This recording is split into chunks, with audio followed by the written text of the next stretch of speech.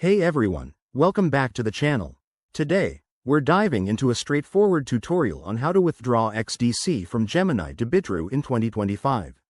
If you're into crypto, you know how important it is to move your assets securely between exchanges, and XDC is no exception.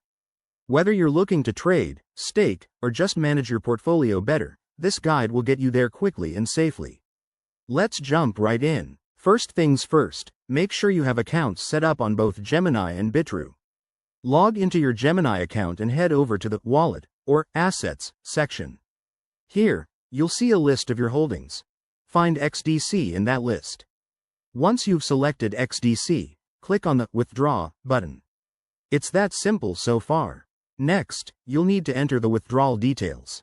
Gemini will ask for the recipient's wallet address, so hop over to your Bitrue account. In Bitrue, go to your wallet, select XDC, and copy the deposit address. Make absolutely sure you're using the correct network. XDC typically uses its own blockchain, so double-check that to avoid any lost funds. Back on Gemini, paste that address into the withdrawal form.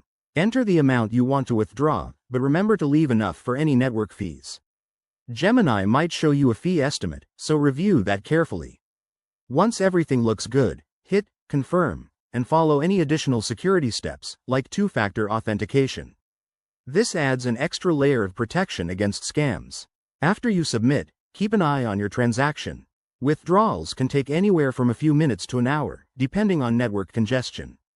Once it's done, log back into Bitrue and check your wallet to confirm the XDC has arrived. If you run into any issues, both exchanges have support teams to help out. And there you have it. Your XDC is now safely transferred. Always prioritize security in crypto, like using hardware wallets for long-term storage. If this tutorial helped you, give it a thumbs up, subscribe for more crypto tips, and let me know in the comments if you have any questions. Thanks for watching, and see you in the next video.